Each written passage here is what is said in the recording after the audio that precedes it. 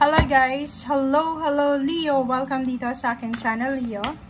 Alamin natin kung ng messages, vibration, gabay energy para sa lahat ng Leo. Ito, general reading.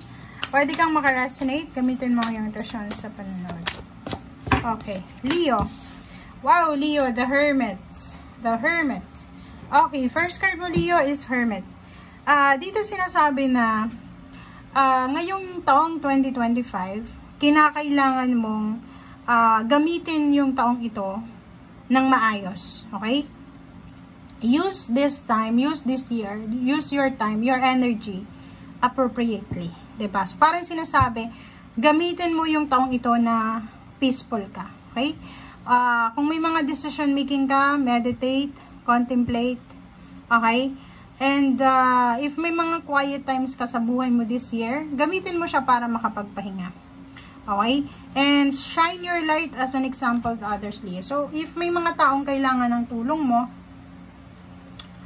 tumulong ka. Parang ganun. And if, in case may mga taong nahihirapan sa paligid mo, huwag kang mag-atubiling tumulong. Okay? So, nakikita ko sa'yo dito, Leo, na maraming tao yung lalapit sa'yo this year. Maraming tao na lalapit sa'yo para huminga ng tulong, ng guidance, or anything na pwedeng magamit mo para sa diskarte mo this year. Sorry. Ego. Yun lang. Yun lang, Leo. Kailangan mong iwasan yung ego. From Archangel Jophiel 6:15, sorry. Dito sinasabi, a false sense of entrapment. Masyado kang nakafocus sa material na bagay. So, negative or fear-based thoughts. So, Leo, ito yung iwasan mo. Ano to Eight of Swords. Yung ego natin. Ibaba natin yung pride natin, Leo. And, isipin mo na malaya ka. Magagawa mo lahat ng gagawin mo. Isipin mo na you are free dito sa mundong ibabaw. Huwag kang masyadong nakafocus sa material na bagay. Huwag kang matakot. Okay, kayang-kaya mo na i-survive yung taong ito. Okay? Okay, next card.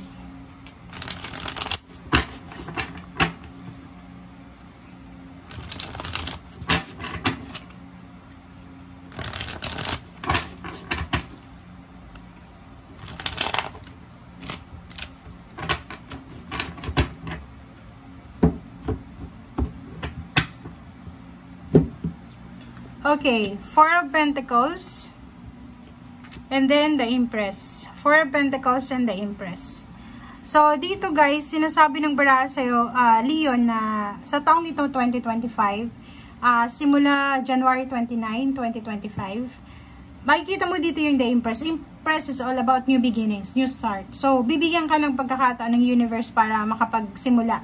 Like mga new ideas sa business, kung business person ka, pwedeng pagkakitaan, pwedeng applyan na trabaho, company, country, lugar, parang ganun. So, starting January 29, bibigyan ka ng ideas ng Panginoon kung ano ba yung dapat mong pasukin ngayong taong ito. And dahil sa mga ideya na yan, pwede kang makaipon ng pera. Okay? So, dahil sa mga bagong yan, bagong thoughts, ideas na yan, pwede kang mapasok sa isang trabaho, sa isang negosyo na mataas yung kikitain mo. Okay? Next card natin is Five of Swords. And then, Death card. So, nakikita ko sir dito na may kailangan ka yung i-give up. Okay? So, halimbawa, meron kang mga plano sa buhay na hindi nangyayari. Diba? Yung mga plano mo sa buhay na wala namang hindi nangyayari. Yung, alam mo yon, dito sinasabi ng baraha sa Five of Swords na to na kailangan mong i-give up. Tapusin mo na. Like for example, 13 years ka na, 4 years ka na, 5 years ka ng stagnant, parang ganon, sa trabaho or sa relationship. Make sure na kailangan mo nang magdesisyon. Parang ganon. Okay, Ten of Swords and the Hierophant. Sa usaping relationship, commitment siya. So, relationship, teamwork, business partnership, or kahit anong klaseng attachment ito, Leo. Isang partnership, isang attachment, ang posibleng tuluyan ng mag-close. It's a recovery, it's an ending, diba? So, nakikita mo dito, posibleng may kaibigan ka na magkaibigan kayo pero wala naman kayong communication. Posibleng magdedesisyon ka na alam mo yan, hindi na makipag-contact sa kanya, ganyan, ganito. Parang ganun. Sa Hierophant na to, humihingi ka siguro ng tulong. Like for example, may isang tao ka na nilalapitan. Pahingi ng tulong, ganyan, ganito. So, dito sinasabi na kung hindi ka pagbibigyan, isuok mo na. Huwag mo nang hintayin pa. Parang ganun. Okay? The Devil and then 3 of Pentacles. So, mag-iingat ka lang, Leo, kasi meron dito na posibleng pwedeng Earth signs, Virgo, Capricorn, or Taurus, or pwedeng, Capricorn siya.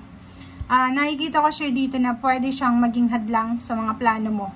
Plano mo sa pagnenegosyo, plano mo sa pakikipag-partner, financial partnership to eh. So, kung ano man yan na plano mo sa usaping pera, mag-iingat ka sa Capricorn. Yun lang, Capricorn lang yung kailangan pag-ingatan kasi pwedeng lituhin ka niya, linlangin ka niya, okay? And hindi mo matuloy yung plano mo. And the Strength card and Page of Pentacles. Ba't sinasabi sa'yo dito, Leo, na in terms of money, magiging sobrang strong ka, magiging sobrang strong, motivated, determinado ka dito. So, ang buong taon na to ng 2025, nakikita ko na lahat ng gusto mo, makukuha mo, hanggat na alam mo sa sarili mo na go ka lang ng go, 'di ba? Hindi yung halimbawa may kaibigan ka sasabihin, "Huwag ka nang mag-abroad, huwag ka nang lumipat ng trabaho, dito ka na lang." So kung makikinig ka sa kanya, talagang hindi ka makakarating doon sa gusto mong puntahan. Okay?